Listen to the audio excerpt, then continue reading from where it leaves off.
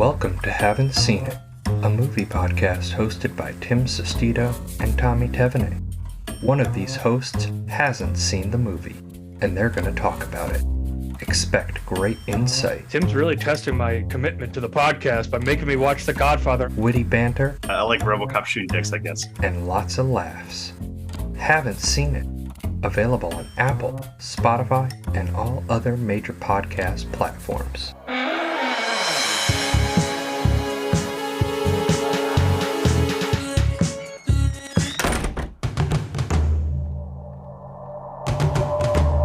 I got this feeling. It's a weird feeling. The cabin starts to shake, right? And the left side blows up, and then the whole plane just explodes. The plane can explode! It's not a joke! It's not a joke!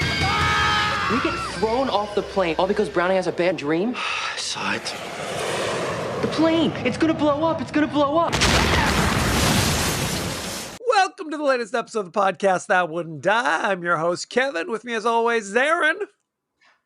Hello. So, we're a podcast, but we're also a YouTube show. So there could be a simulcast going on here. Is this a For tube goodness cast? sake. That you're telling me. This week on the podcast That Wouldn't Die, we are discussing the horror classic Final Destination, starring Devon Sawa and Ali Larter. And Tony Todd is in this ever so briefly. Good times. Each week on the podcast That Wouldn't Die, we discuss guilty pleasures and forgotten classics of the horror and sci-fi genre with a comedic twist. Aaron, how are you doing? Dude, I forgot that Tony Todd was in this, and he is bang. He is bang. You look at this and you think, why the wasn't he working more? Right. Because he was solid. I mean, he didn't have to be a monster. Good-looking guy, solid actor. What the hell? I agree. No question. No question. But what's going on with you in your personal life? My personal life. Oh, dear. I decided to skip town, go see Depeche Mode, and fly to Italy like for spring break. How was the mode, by the way? The mode was pretty goddamn awesome. So much so, I have tickets to see them in December when they slide by again. This time, I'm going to be at the Crypto Arena in nosebleeds. But Beautiful. I was on the floor, like the second section, rocking and rolling. Now, we've talked about this before. Depeche Mode, not gay. Not gay. Surprising, isn't it? Yes. So I mean, that's not Vince a here nor Clark, there. baby, when he was in Depeche Mode, perhaps gay. But Martin and Dave, as far as I know, I was like, what? Pictures of them with their esposas and their kiddos, and Yes. like, really? Yeah. What are the two groups? Usually, guy groups. I know all their personal biz because I'm desperately in love with them. But Depeche Mode, I just like their Depeche-ing. They got some good Depeche-ing. Ain't no lie. And then you went to Italy, right? And Rome? literally the next day, I went to Italy. No, Firenze. And Not so Vatican now, City? not that I've been to the Vatican City. You know, it was just supposed to be a week of lollygagging, drinking spritz, eating pasta, chilling like a Ville. Nothing wrong with exciting. that. All I can tell you is Italian men are very attractive. That literally, let's compare baggage handlers in Italy versus the freaks I see at LAX. No. The baggage handlers in Italy, all of their effing models, they're coiffed, they look beautiful. LAX, everybody's half a hobo. Do I give you a dime, or are you just putting my bags in the car? I don't know. Okay. Danny DeVito, Joe Pesci, they weren't handling your bags, what you're saying? Those Italian Dude, models of though you speak? All, they've been contaminated by America. I'm just telling you. That's possible. That's These possible. dudes had beautiful, thick, wavy hair with a perfectly manicured beard, with clearly they've had their uniform tailored, that kind of situation. That's how they do it. Ain't no lie. That's how they do it. I should have just started throwing business cards out the window. Just making it rain with your business cards. Call me a wink and a nod. A wink Like and a Johnny nod. Appleseed, sprinkle, sprinkle. Yeah, gorgeous, gorgeous. And And give yet, us your return single again. Womp womp. It's a sad situation. Give us your 30-second synopsis of Final Destination, if you please. Final Destination. High school trip. I felt sorry for the chaperones. Visions, planes crashing. You can't trick death, as we learn in Depeche Mode. Memento Mori. Everyone dies. Fate's gonna get theirs. The end. See, it all comes back to Depeche Mode. Let me just put that out there. It does. No, it always comes back around. People are people, after all. The circle of life. They did not cover that, by the way. Now, had you seen this movie? Have I seen Depeche Mode before? Yes, I did. Recently. I got 10th row seats at the San Jose Arena for Songs of Faith and Devotion, which was by far the best concert I ever saw in my whole life. Thanks for asking. I did. Psychically I asked, I'm sure, is what happened. Have you ever seen Final Good Destination, Lord. Believe It or Else, at the movies when it first came out. Really? I think I might have as well, honestly. I saw the first one. I didn't see any of the other ones. Did you see any of the other ones? Because there's been 15 No, because sequels. the first one's great, and you know when they're just going to start cranking it out and ruining it. Fair enough. And this was Somebody call in. If I'm wrong, and like Final Destination 8 was somehow better than Final Destination 1, I'll watch it. You just let me know. I will say that the opening scene, the disaster scene of Final Destination 2, is on that list that we talked about, the greatest movie moments or whatever, where it's like a total debacle of a car crash with like logs crashing across the. Go on YouTube. I haven't seen the rest of the movie. I've only seen the opening scene of Final Destination 2, and it is quite interesting, to say the least. All right. Haven't seen it. Maybe you want to recommend it, but I will tell you the disaster scene in Final Destination 1 is one of the most chilling depictions of a plane crash. It is way too realistic. It is way too realistic, and you're like, fuck. I remember watching that and calling our sister Tara and said, don't go see this movie. Yes, our sister Tara is afraid of flying just anyway. Yes. Yeah, I said you'll never get on a plane. She has to like be hit with one of those darts in the back of the neck to go on the, tranquilized like a rogue gorilla, bound, and then wrapped into a burrito with weighted blankets, and then stuffed in steerage. They have to drag her on like Hannibal Lecter, tied to some kind of gurney. Exactly. It's very upsetting. Exactly. She's signing up for the transporter. She's the first. Do you have in the trunk? Do you have fear of flying at all? I find that I don't really. I think I'm going to die every time I get on a plane, but it's not overwhelming. I just get this thought in my head. And then when I hit a lot of turbulence, I'm like, that was it? That's it. We're gone.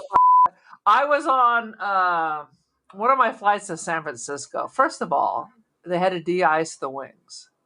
Mm-hmm. First of all, always a bad sign. I'm in goddamn Bakersfield. I'm not in Chicago. De-icing the plane. I'm like, I'm for sure we're going down.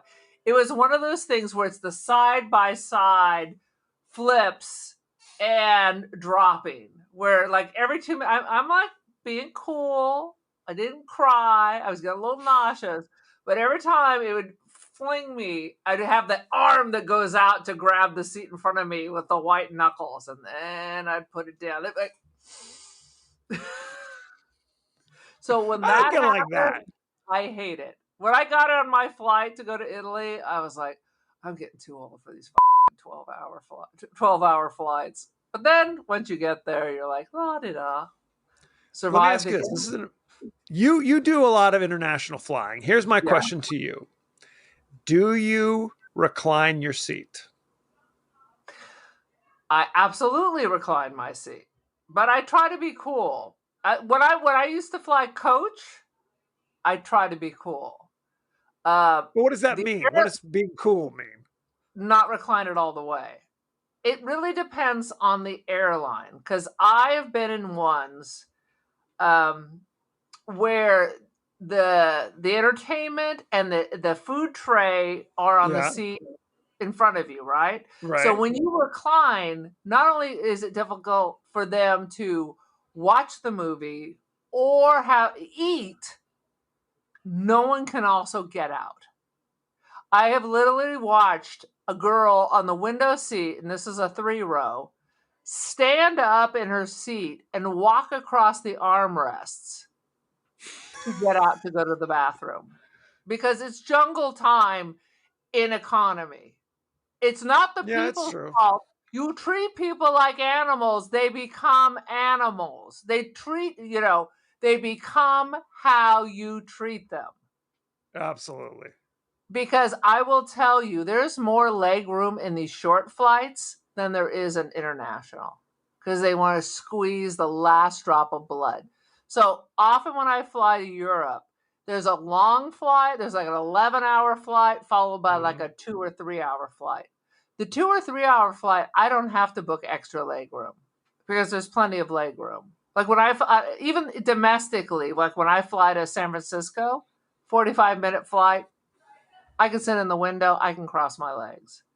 International, it is like 3 inches beyond the seat, because they want you to upgrade. They want you to spend another $800 to $1,000 to at least go to premium economy. Okay, look, I'm flying to Ireland. I'm reclining my seat. I'm not trying to sleep sitting straight up for 10 hours. So whoever's sitting behind me, go with God. So here's the deal. So behind premium economy, there's like this fake up row that has extra leg room. Yes. But they put you in these. This is Lufthansa Airbus. Let me just tell you, you sons of bitches. Usually Lufthansa is the cream of the crop. Now they have this weird row that to go there, I paid like an extra $150 each way. And it was a metal box that was at least 3 inches narrower than the other economy seats. All right?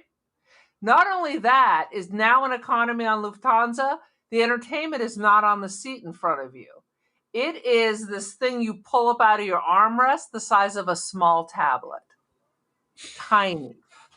Right. I've seen that. Yeah. Son of a bitch. So, on the way back, I upgraded back to premium economy where I belong, because I deserve it.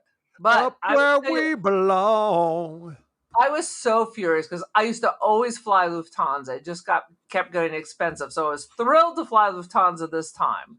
It was always better food, better service. They're on time. Those German ladies, they don't mess around. Shut up, sit down, leave these other people alone. They don't mess around.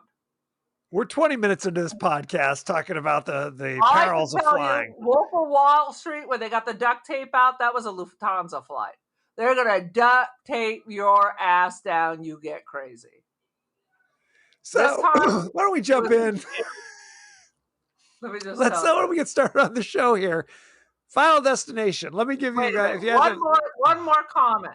I once paid $2,200 for premium economy on Air France, and I had a middle seat. And at the last minute, I went to the counter and changed to an aisle seat. They didn't tell me I just paid $2,200 for a seat that now no longer reclines. What? So I'm sitting here like this. I just paid $2,200 for this seat. What? So it's a broken seat? Is that what you're telling me? No, that whole back row didn't recline. I'm looking at everyone around me. There's a wall right there. Is a wall. Right. Anywho. So I'm pissed at Germany and I'm pissed at France. What's next? So this is okay. Talking about the movie now. This is a senior trip, or this is like they've graduated and they're going on a trip together, or what First is of all, this? A they're all field trip? 30 years old. They're pretending it's a high school trip, but these are clearly people, maybe a senior in college, but they're pretending it's a senior in high school. These people are too long in the tooth. This is like Grease, where they're like 45 years old and their high school age kids are coming to see them on set. Right. But I mean, they kind of established, you're absolutely right about that. They kind of established this is their French class is taking a field trip to Paris for a week. But it's Let like, me tell you what my French club did. I'd sit in the back, try to sneak cigarettes, and read Paris Match with Madame. The best we did is I think we went to LA to see a play that had nothing to do with France. so you did not fly to Paris? Not with Madame. Because I'll tell you another story about Madame. Madame went with a senior trip to Hawaii, and I have a lot of anger for her. So we're all getting, clearly. Good Lord. I will not name names. Not to protect the innocent, but to shield the guilty. I'm trying to get the plane back into the terminal here. They're about to fly, and the main character basically like has a premonition of the plane crashing. He's been seeing little like shadows and funky things. Frankly, if it was me seeing all this shit, I think I got a stroke coming on. I'm having no question like the halos before a migraine. Maybe it's dementia coming on at high school. He's just rolling it off. He's got the sweats and he's like got the tremors. We don't know what is up with this dude, but he jumps up and is like, the plane's going to crash. The plane's going to crash. And the air marshals basically push everybody who happens to be in the aisle at that moment off the plane and says, none of you guys are getting back on. How come they don't do that on all these flights when you have all the crazy Karens? The latest one was the lady yelling at a woman with a baby. Why can't she move? Everybody knows what's going to happen when the flight takes off. That baby's going to start crying. I don't want her next to me. No question. That's like what people are doing. Yes. Well, people are on there with their emotional support pelicans and things. I mean, it's a freak show. Anything goes, basically. So they shove them, whoever happens to be in the aisle, and it's like, who is it? It's the dude. It is like the bully and his girlfriend, because the bully's like, I'm gonna fight you right here in the aisle because you're saying that. High school teachers approve who's on this list. He would never have been on this list. Well, he seemed like a normal kid.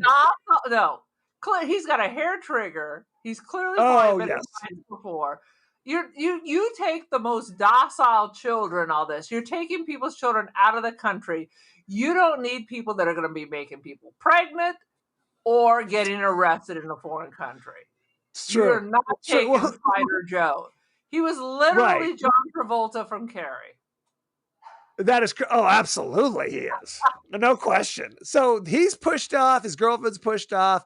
The hockey player, lacrosse player, who's Stifler from the American Pie movies, he shows up late. I was stuck in the bathroom.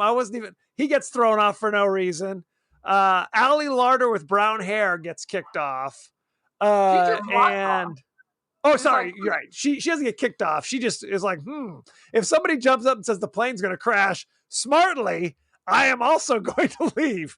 You know, I was your sister, even though you look like you're one of the chicks from The Craft. I'm going with you. Absolutely, no question. And then his buddy. Did you notice his buddy had the weirdest like affectation the way he talked? Like he was Vinny from Doogie Howser, where he's like, "Hey, what are you doing, guys? Hey." I know they're supposed to be from Long Island, but this is pushing it too far as I'm concerned. What was happening? He was doing it on purpose. You know, like you always has a wacky friend who's just going to slip into these voices. I thought that's what that was. Because literally, we're finding things to criticize about this movie, but really, it's pretty solid. There's no question. It's a fun movie. But let's a fun movie. Let's yeah, go to I the thought you were highlights. just being your wacky old, guys have all these weirdo friends. So I just thought it was a, beta guy number 3, Well, one can Is hope, there but I don't murder think so. going on in the background? Because I hear Yeah. tribal chanting. There's some tribal chanting. I've chosen the night of the school cast party downstairs to record, by the way. That's solid. If you hear screams, that is my 16-year-old daughter and 30 of her closest friends. I don't know what. It's a freak show. The door is locked and the family band, Schadenfreude, will they be performing later? And they will be doing the greatest hits of Schadenfreude. Yes, no question. Schadenfreude is yes, they're a cross between the Partridge Family and the Hansons. And they're going to sing the Hansons. Is that a music group? Who am I thinking of? Hanson is a brand. They say Mbop. The Hansons are from Slapshot with Paul Newman, the hockey movie. Are there a couple of girls down there with their front teeth missing?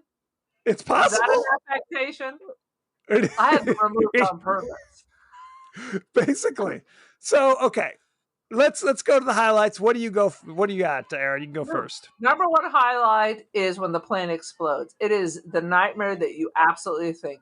The oxygen masks go down. People are grabbing for them. Fire breaks out.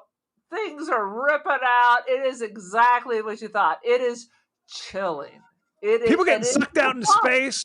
People are getting sucked out in space. They're probably the best ones. I don't know what's worse, getting sucked out in space or watching that fireball come right at you. Well, ideally, you want to just like detonate and then you're just dead instantly. You don't want to be hanging on like to your chair as you're getting slowly sucked out into space. That would be bad. That would be bad. But the same thing, they just did the slow roll of a fireball going from the front of the plane until it engulfed our main character. Well, he's sitting in the flames. Yes. Oh, that was so he had this premonition. Now, correct me if I'm wrong. People have had premonitions before, right? I mean, maybe just on those Time Life books. So and so was about to board a plane with her family, and she had a vision. So it was something like that. But they think he might be involved with the plane crash, right? Yeah, the FBI. The plane's going to crash, and then it crashes. Suspicious. Yeah. And frankly, was he lighting his shoe on fire? We don't know. Oh, remember that? Because of one crazy old son of a bitch, we still got to take our shoes off. So, one crazy son of a bitch. No question. Absolutely. I liked how sometimes it was like a kind of a Rube Goldberg kind of situation. Because after they survived, now death, the personification of death, I guess, is after them, right? So it's like the one buddy's in the bathroom and he's like, what am I going to do here? And it kind of pans around the bathroom, all the perils that could possibly befall him. He pulls out like a straight razor and he's like, maybe I'll just dry shave my face for no just this one spot. Just this one spot. Ooh, I cut myself. Oh, I guess I'm not going to do that anymore. I'm done with the shaving for the evening. That's going to be my with a long hair right here for some reason. Yes, good time. The back of the tank is dripped and the water is following him. And then when he turns, it follows him in a different direction. That was good. But it's kind of the thing where it's like, should it be, and this is a question, should it be just kind of like accidents happen? You know what I mean? Or should it be a malevolent entity kind of chasing, you know what I mean? And covering its tracks. Because after the dude accidentally hangs himself, then the water slowly like drips back into the base of the toilet. And you're right. Why would death need to be a Rube Goldberg? Why wouldn't it just squeeze his heart and he flops over dead? Well, like, that's the movie where they're playing chess. He has the chess match with death. The soldier. Oh, that's the Seventh Seal with Ingmar Bergman. Seal. Yes, you're playing a little chess match, or The Devil Went Down to Georgia. You just discuss. They've been trying to cheat death since the dawn of time. That is true. This is more, almost less interesting. because there's no bargaining. There's not an entity that you can have a discussion with. It's just this presence who feels like it needs to kill you in a very complicated way.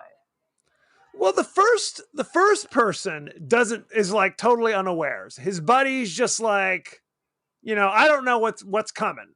And at one point, so there's like a clothesline that's out over the bathtub, like you might see in a hotel. I don't know if people have that in their home, but he's got it in his home.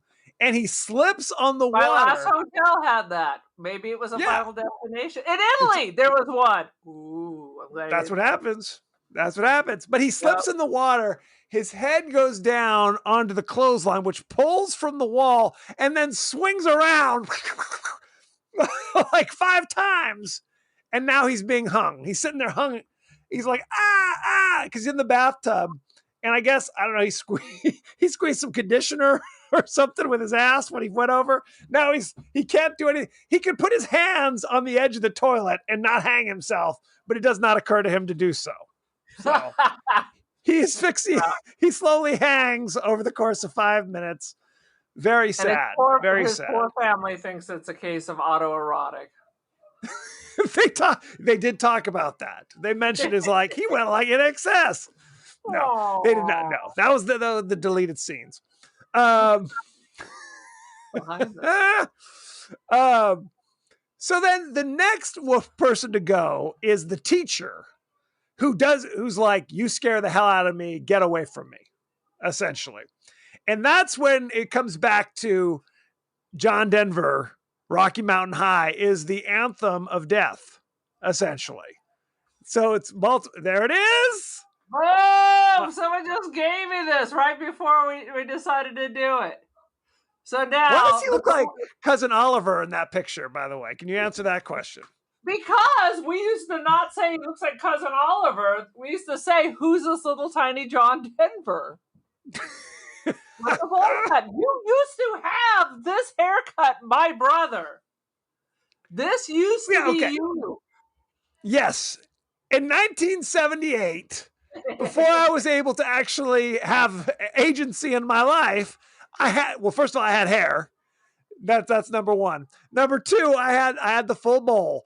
This is John Denver, grown-ass man, choosing to style his hair like this, also in 1978.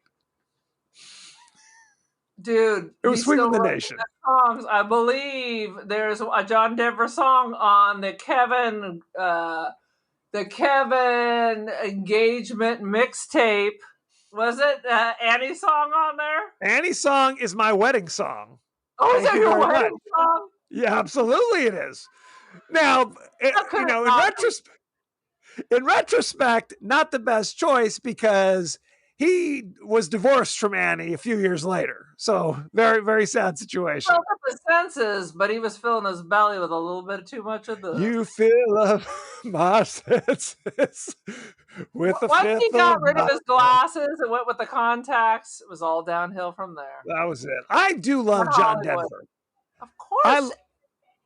Yes. I hear he's huge for karaoke in Japan. We need to go to Japan to do karaoke.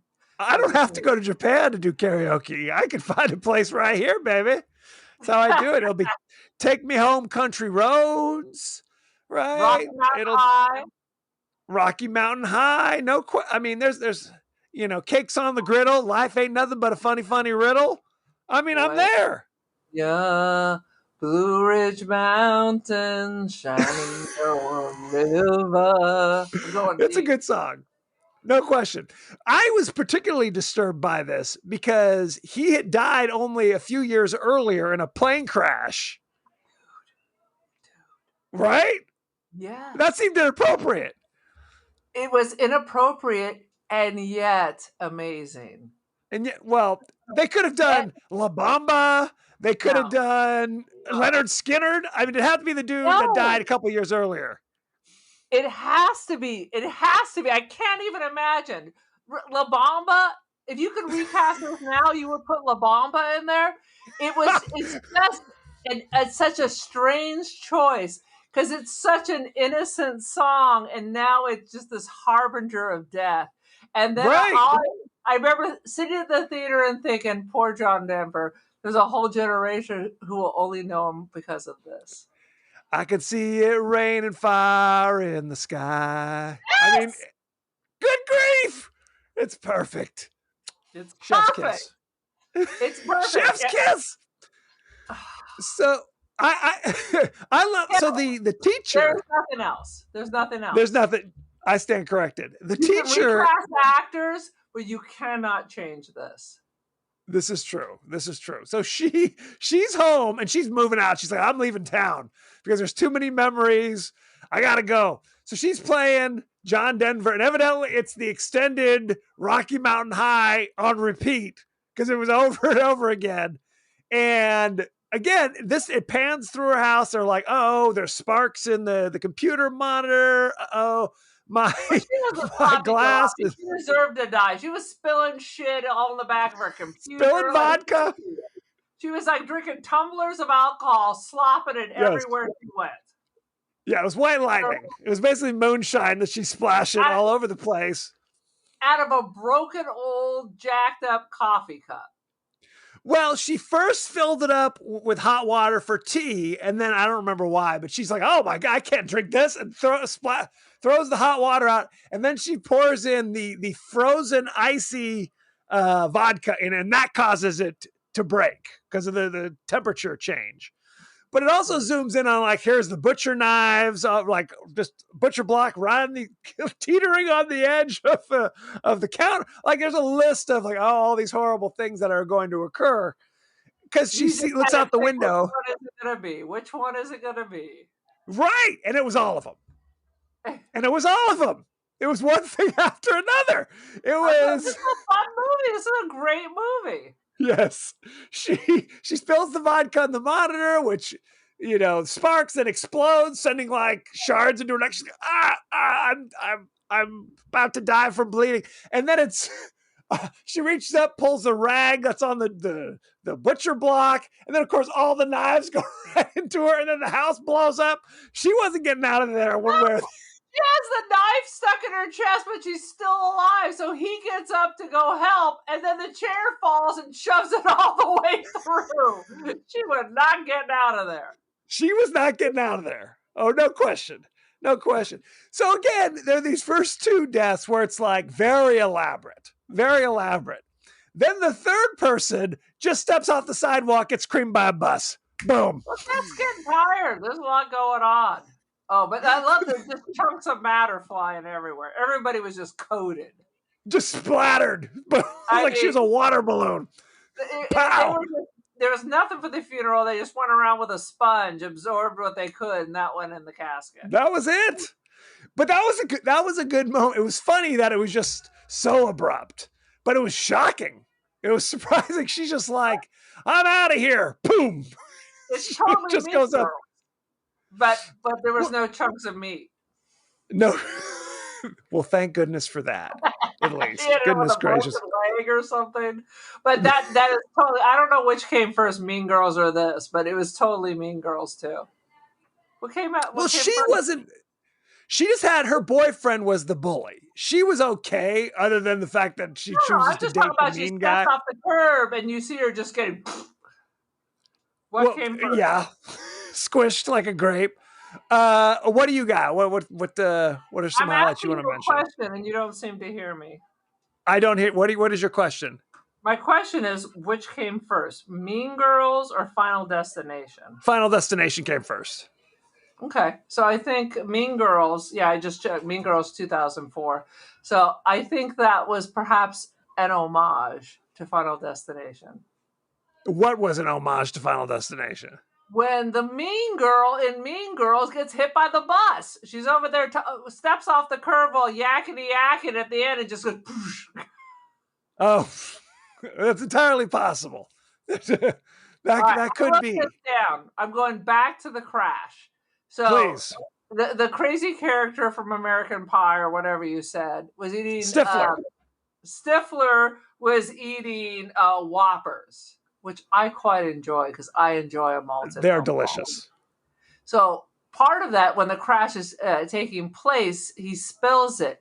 And there's an extreme close-up of the Whoppers all moving in unison to indicate which way the plane's going.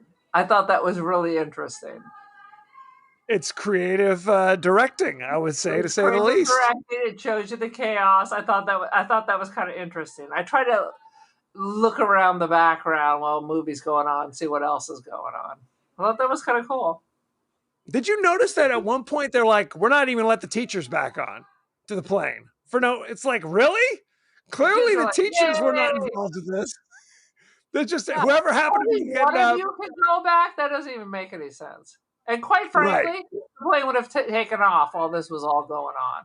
They got a tight schedule. Well, I guess it was the pilot who came out and was the one who decided, okay, well, one of you teachers can go back on, but not both of you. Even though it was one dude having an issue and one guy trying to fight him. That's two people. We don't have to kick everybody off. Yeah. Everybody and coach, you're out of here. Now you sons of bitches. Non-refundable.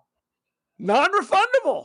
So it reminds me of the Seinfeld where Jerry freaked out and the pilot kicked him off the plane. That's what they do. No question.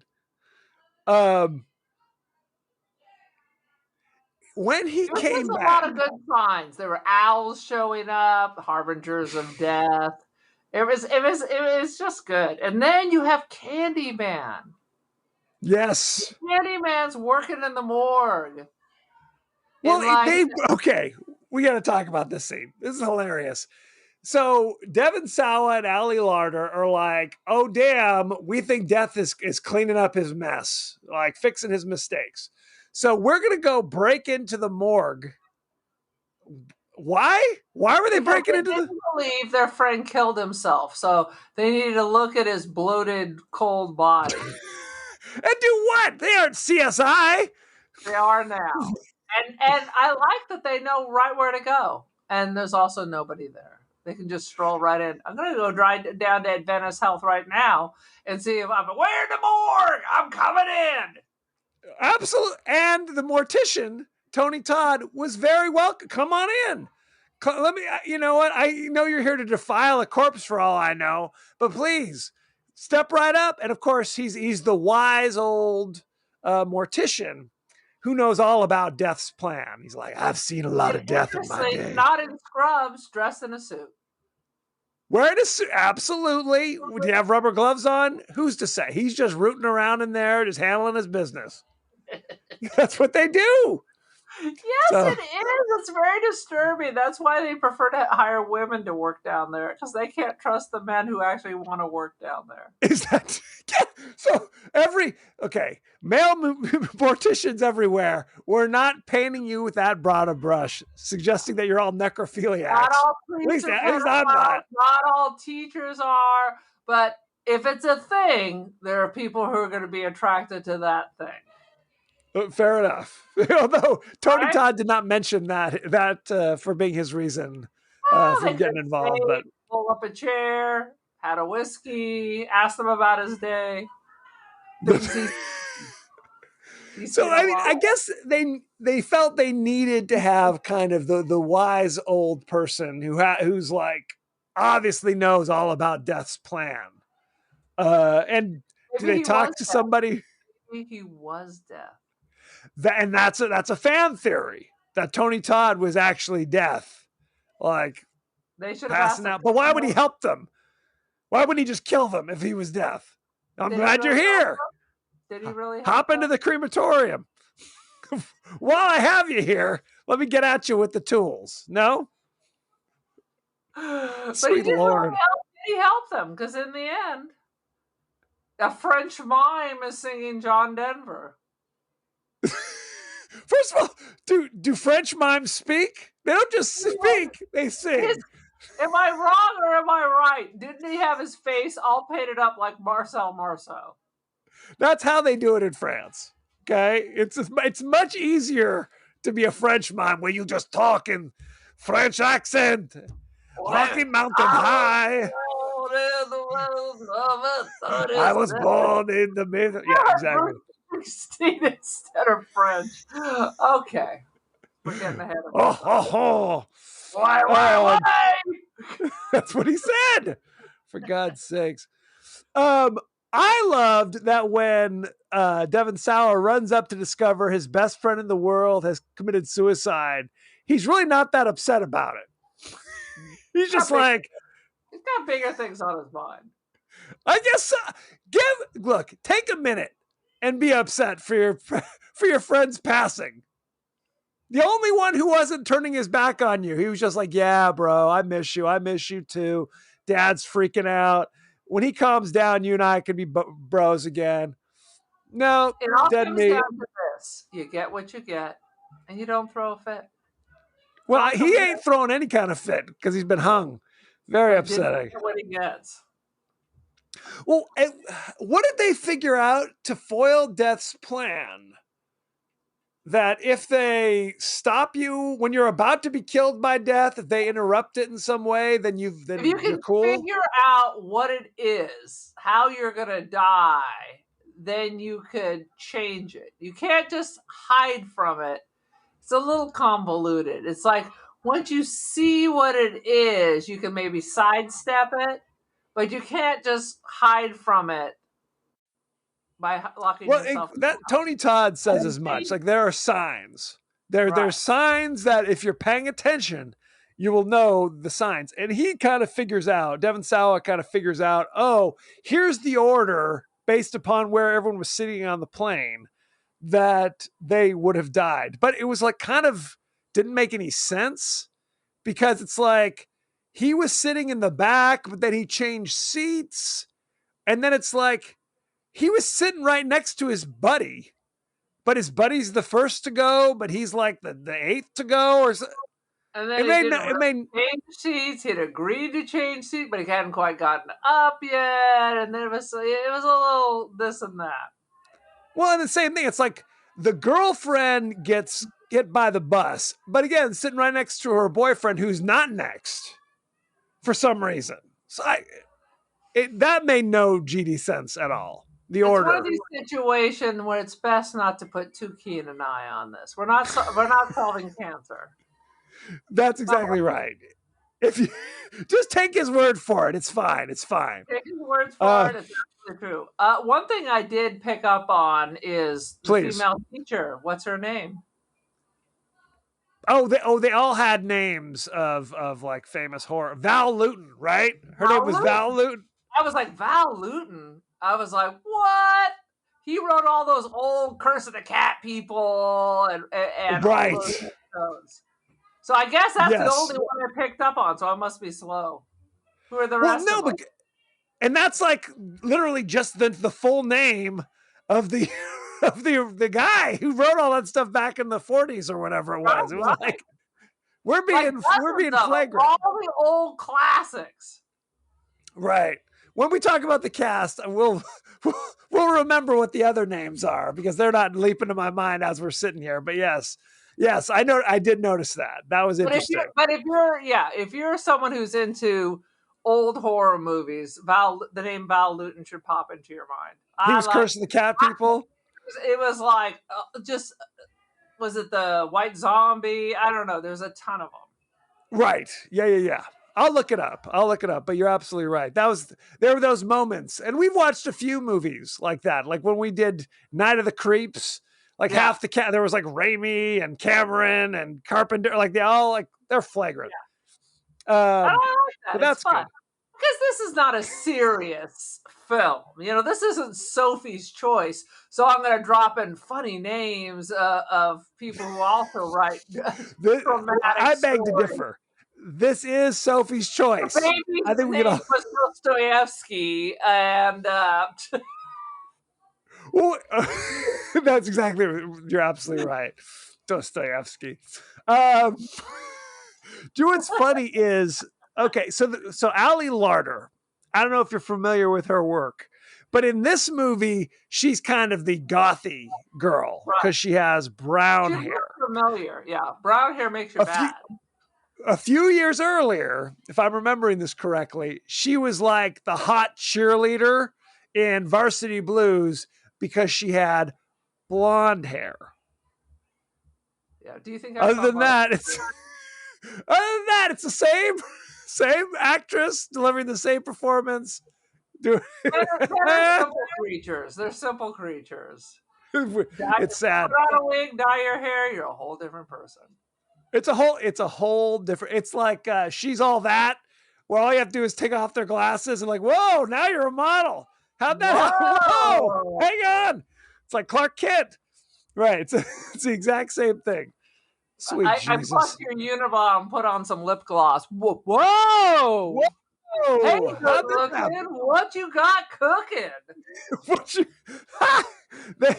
There was a movie called Not Another Teen Movie, which made fun of this whole thing, where it's like, here's this amazingly hot chick, but her hair's in a ponytail and she's wearing like overalls and has glasses on.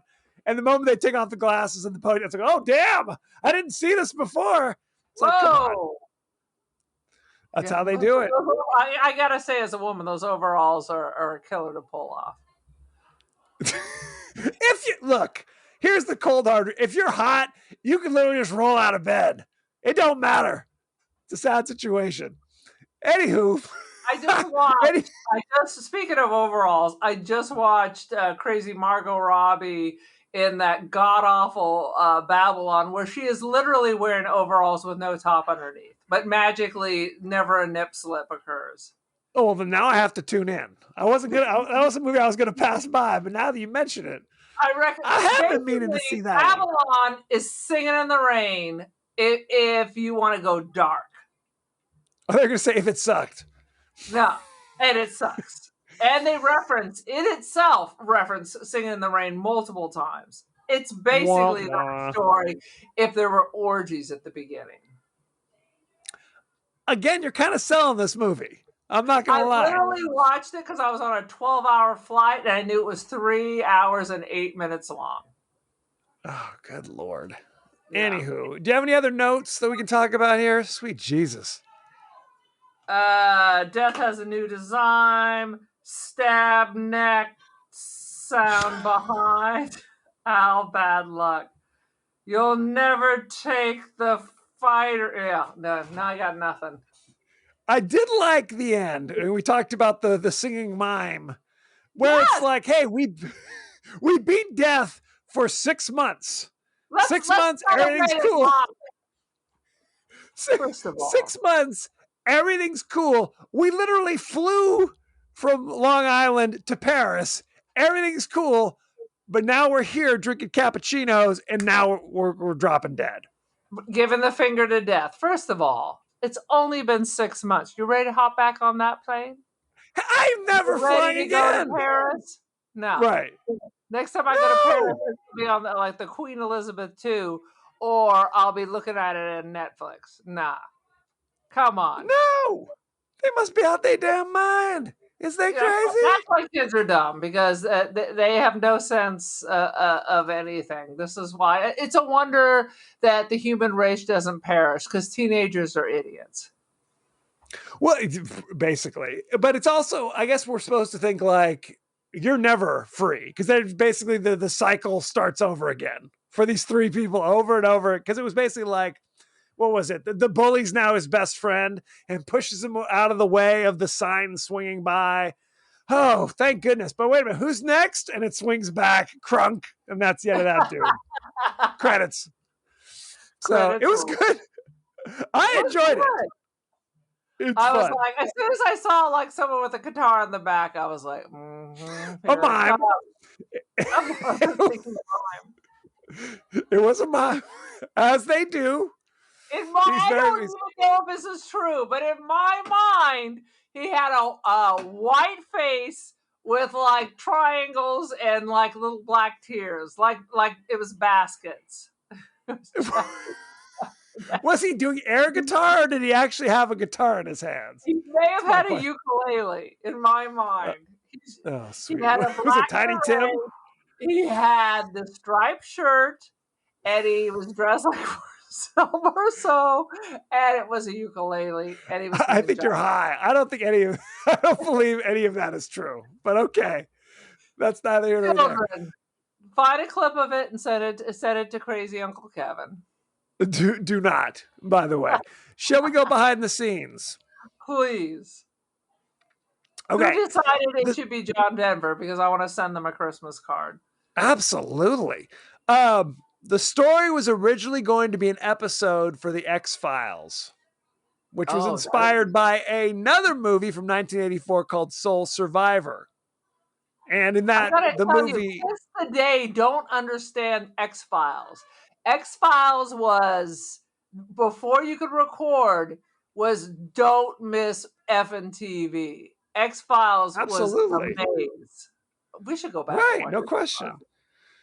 So in this movie, Soul Survivor, a woman who's a sole survivor of a plane crash starts to be haunted by dead people that Death uses temporarily as vessels, trying to kill her to correct his plan and killing everyone who suspect about it. So it's not an original idea, clearly.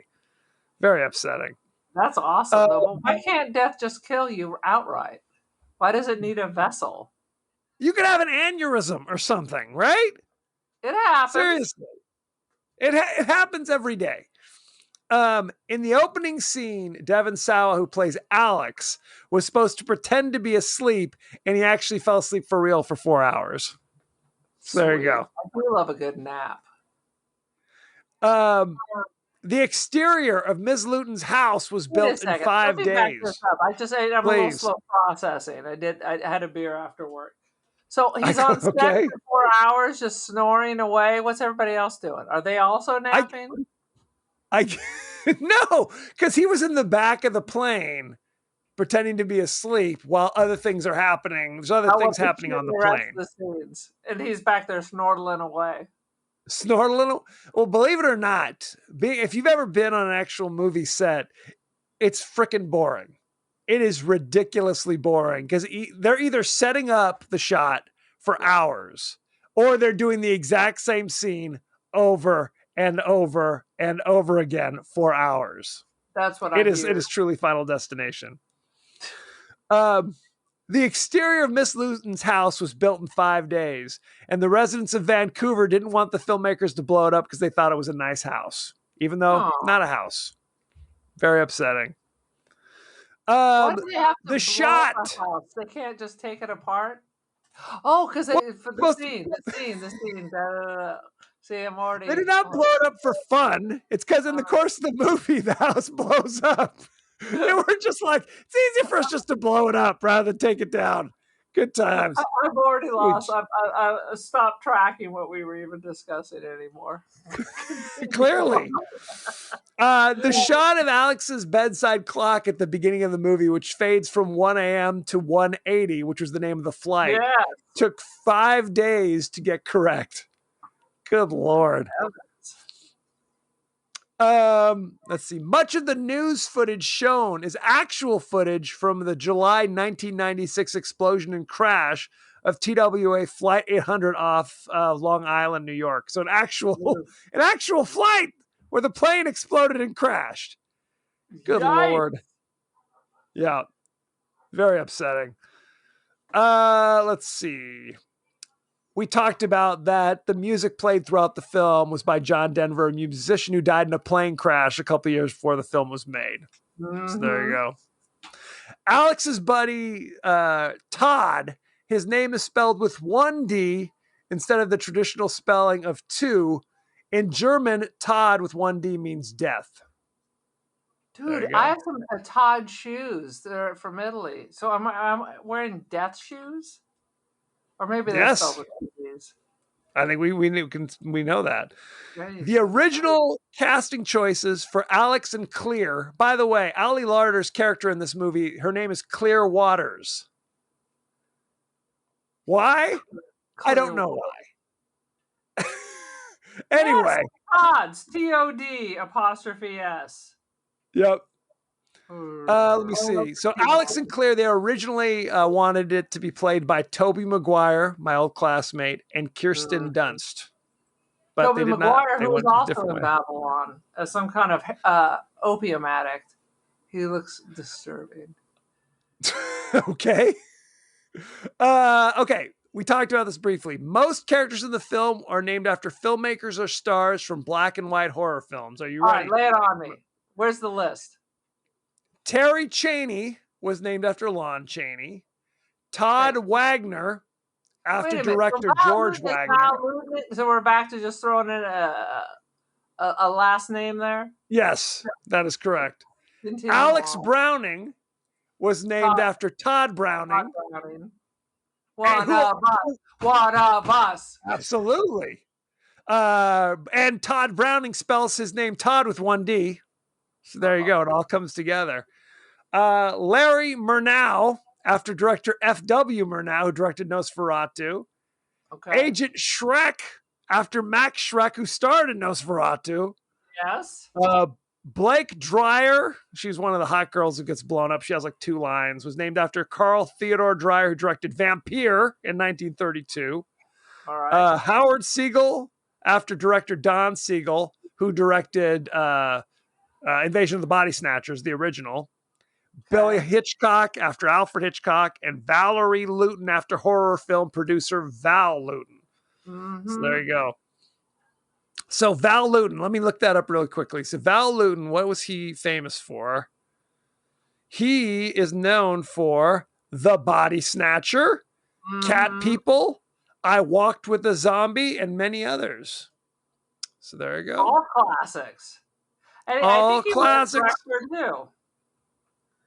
I think you're absolutely right. Let's see.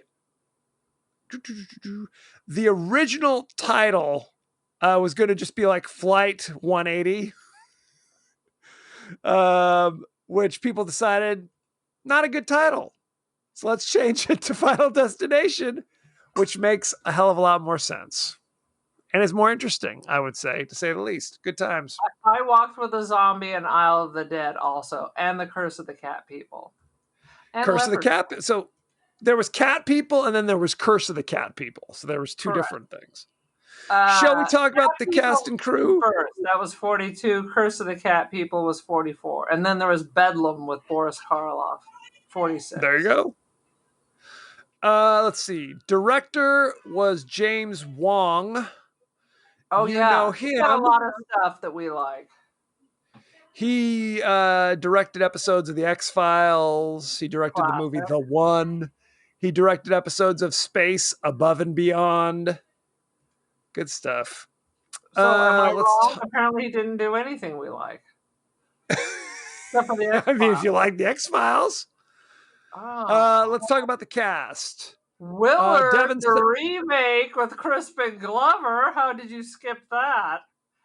Which one? The remake. Willard, the remake. Oh, I saw Willard, the remake. Black Christmas, the remake. Because I only look at their first 4 things on IMDb. I'm not scrolling through their entire filmography. What do I got? The show's already 3 hours long as it is, for goodness sake. For sure. Okay. His pinnacle is Final Destination. Okay, so Devon Sawa Jackie played Chan, Alex. Crime Story.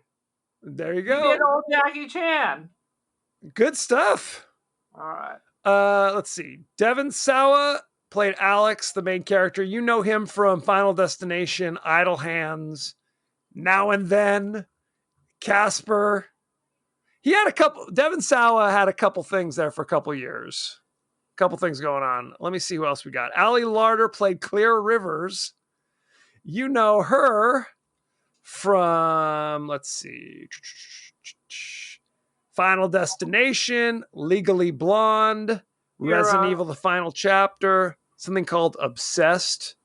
She was in, I told you she was in Varsity Blues. She had a couple years there where she was doing stuff. Let's see. We've got Sean William Scott played Billy Hitchcock. And he's not the bully in this movie, shockingly enough. He was like the wimpiest hockey player you'd ever meet. You know him primarily from American Pie, American Pie 2. He was Stifler. He was in American Wedding. He played Bo Duke in the Dukes of Hazzard movie. All sorts of stuff going on there. Let's see. Tony Todd played Bloodworth, the mortician. Bloodworth. Absolutely. You know him from Candyman, The Man from Earth, which I'm not familiar with. He was in The Rock with Sean Connery and Nicolas Cage. He was in The Crow with Brandon Lee. We got to put that on the list. I've Um, never seen that. Anybody else you want to know about? Kerr Smith played Carter the Bully. You know him from Final Destination. He was in 113 We know episodes this of is Dawson's Carl Creek. the Boy. Dawson's Creek. He was in the 2009 remake of My Bloody Valentine and 26 episodes of Life Unexpected, which I'm not familiar with. That is unexpected also. Yeah, we stretch this Absolutely beyond the unexpected. limit. The best part of Look- this is sometimes it's the cast, and sometimes it's the movie, and sometimes it's neither. This time the movie's solid. It's what they were born to do, and then they all disappeared. It's what they were born to do. Absolutely. It's That's like right. Final Destination in reverse. It's Final Destination Hollywood style. Shall we talk about their rating? Are you ready? New. Final Destination currently is 35% rotten on Rotten Tomatoes. Do you know what the audience gave it? A 99% fresh. 68% fresh. What the hell? Yeah. Was this a different movie? Perhaps. I saw this when it came out, and I don't think I saw it again until this last weekend. And it's solid. It's solid. I don't know what's happening. The movies are not for me anymore, apparently. It's all lies. I used to be like right there. It was something I could go by. Now I don't trust it at all. Rotten Tomatoes, you're rotten. No, we just can't trust people anymore. It's very upsetting. Can't trust Let's anybody. talk about the 36%? How many movies have we Yes. saw that are 36%? Oh my God, that are so boring. This was solid. This was bang. This was dynamite. It was fun. It was horrific. The thing, you'd be getting off that goddamn plane too if you saw what he saw. I agree. Let's the top I mean, critics. the Are you premise ready? that you're tricking death is foolishness, and that the death just can't just, hey, you're dead now. Tap. You know. Well, and this was a discussion they had as to whether or not they should actually have like a death character that's out kind of getting them. And if you watch, there are moments where there is kind of a shadow passes over something, like right before they die. I like that. But that's as close as it gets. That's probably for right. the best. It's a different movie otherwise. It's a different movie otherwise, absolutely. But the thing with death and dying is, you have your stages of death. And one of those stages is bargaining, right? I don't know if those are the stages of death. Acceptance, bargaining. Anger, yes. Is that? Anger. Are they called the stages of death? I don't know if they're called the faces of death. I don't know if it's... Faces of death is something else. What the hell is it called? It's called something. You son of a bitch. Start talking, I'll find it. Okay, let me tell you what the top critics said about Final Destination. Ready? Roger Ebert. Smarter and more original than most dead teenager movies. 3 out of 4. Boom. So, I mean, 3 out of 4. I'm apparently on the wrong kind of scroll over here. I'm restlessness, lack of breathing. This is not what I was looking for. It's like, right, no pulse. Yeah, brain damage. Yes, I'm very familiar with that. Let me see. Let me give you one more. Bob Thomas of the Associated Press said several cuts above the usual terror flick aimed at the teen dating crowds. That's also a positive review. A lot of people liked. A lot of critics who you might trust feel that this is a good movie. 5 stages of grief. Of grief, not of death. Grieving, denial, anger, bargaining, depression, acceptance. But it's also grief if you're dying. These are the things you go through. You will definitely be sad about that. There were No denial. question. There were anger. There was some depression. They didn't really accept it, and they didn't do any bargaining. It was be like, come on, Jesus, help a brother out. I'm just a high school kid. Because there was all that. This would be a real Yes. shitty God if he, every time they turned around the plane, there was like a dude with like cerebral palsy. Yes, there was a crying baby. There was a special needs dude who, might I add, he was so convinced that the plane was going to crash, but didn't grab the baby, didn't grab the guy's wheelchair and wheel him off the plane. Those people still blew up in the flames. So nice work, Devon Sawa, wherever you are today. May you burn in hell. You burn. What is your rating for Final Destination? Dude, I think it's solid. I think it's right up there with like a Bodies. It's fun. It's Bodies, just slightly above it. It's just a little bit funnier. But it was just a fun movie. I would highly recommend this. I'm going to give this 4 out of 5 Whoppers rolling around. Oh, damn. It took a dark turn there. Sweet Lord. Yes, okay. Blows up. I think it's fun. Look, we've said it before. It's not Shakespeare. Robert Frost did not write the first draft. We get it. We accept it. It's possible. I'm gonna give it 3.5. 3.5 John Denver's plane exploding over Monterey Bays. You give it the same rating as the Penile Gland movie. I love the Penile. From Beyond, good movie as well. Look, it's fun though. It is fun. It's not particularly gruesome. It's more of kind of a mood.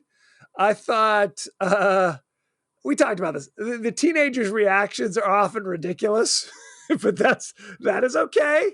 Hey, like I said, not Shakespeare. So I would recommend it. I would say check it out.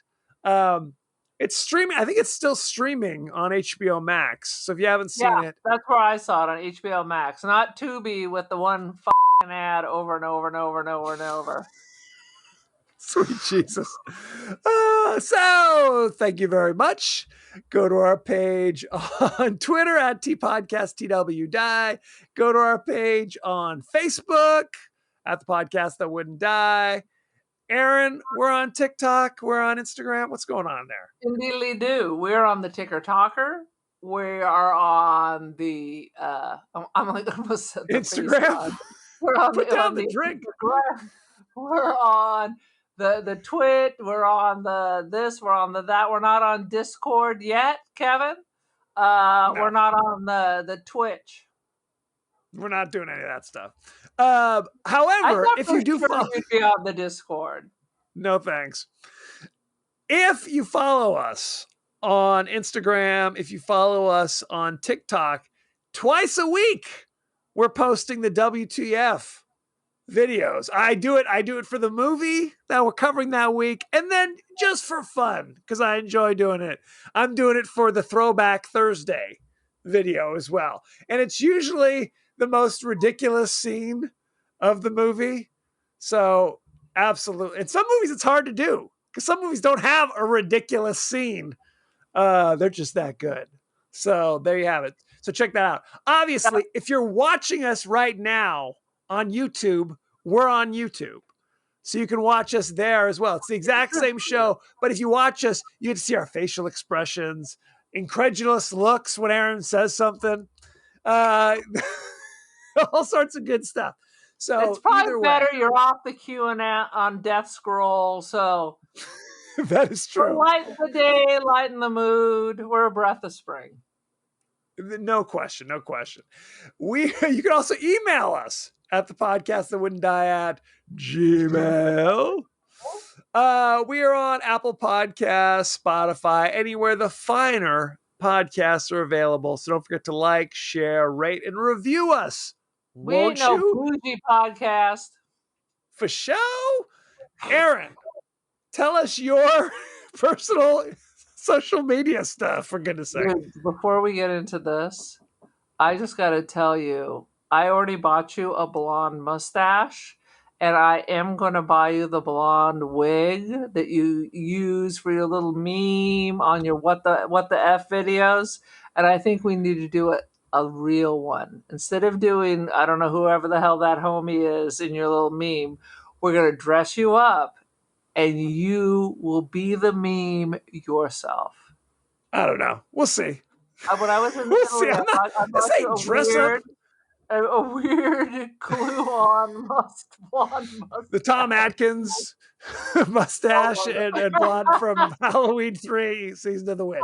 That's what we're going for. I don't know about all that jibba jab, but give us your social media stuff. My social media stuff is this. I am on Instagram. I am the Cult of Aaron. I am on Instagram. I am also Don't Feed the Pigeon. I am on Etsy. No, I'm not. I'm not on Etsy. I am on Artsy. And I am on First Dibs, Aaron Doherty in the Instagram's gallery. And coming up soon, at the end of April, I'll have some work at the Art Mix here in good old Bakersfield, California, at the Bakersfield Museum of Art. Boom. Very nice. Next week, we'll be discussing the horror classic. I haven't seen it, so we're going to see if it's a remake of the classic. I hear it's not funny. So we're going to find out. We're going to watch the remake of Evil Dead. So check that out. I looked it up. If you want to watch it for free, you can watch it on Pluto TV with ads. Son of a. If you want to pay full freight, you can do that. It's on Vudu, Amazon Prime, Apple Plus, whatever. You know, this Check is that the out. final destination. This is how death gets you. Watching Tubi and Pluto, where they only have one sponsor. So it's just they have to do 7-minute ads, so they just play the same ad over and over again. You can't fast forward it. So check that out. Again, to be clear, because Aaron and I had a miscommunication. This is the remake of Evil Dead that came out 10 years ago or whatever it is. We're not talking about Evil Dead Rises, which may be in theaters as we speak. So now, just to be clear.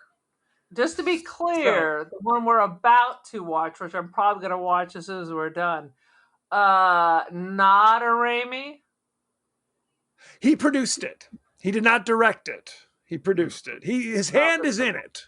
His hand is in it. Creatively, he is involved, but he did not specifically direct it. And the so new it's one? kind of like the new Candyman. I don't think he directed either one of them. I think he's creatively involved as a producer, but he's not writing or directing either one. He's writing checks and cashing checks. That's what I'm hearing. That is correct. Yeah, he's writing his name on the check and then cashing it. That is correct. That's what he's doing. He's making it out to cash. Will Ted Raimi still make a cameo? One can only dream, right? Please, so. if there is a God in heaven, that's our goal. Spot the Raimi. Spot him. No question. So send in any favorite scenes, favorite quotes, comments, and questions, and we may mention you on our show. So good times had by all. So thank you very much. Hang on, Brother Bear. Wait, go ahead. Kids. Aaron hasn't gone to the movies a lot since COVID. I used to go all the time. So if there's like a new release that's out that's not on our radar, hit us up on the social media and tell us we want to go. I still want to go see Knock at the Cabin Door with the dude from Guardians of the Galaxy. But it's still, I'm not buying it for $20. I got screwed on that Cyrano de Bergerac. Thank you, HBO Max. Now I own that piece of crap. We're always looking for new stuff, is what Aaron's trying to say. So if you know something is right up our alley, it doesn't have to be a piece of crap. People think that we deliberately pick lousy movies. That is not what we try to do. For goodness sake. We're for God's sake. trying to watch movies that we enjoy. Yes. Because sometimes people write in and tell us to watch it, and we're like, "Oh, I haven't seen that yet. Let's do that." And then we're like, "Oh, womp womp womp." Oh dear. Very upsetting. What's wrong so with thank you very much, and be well. Be well.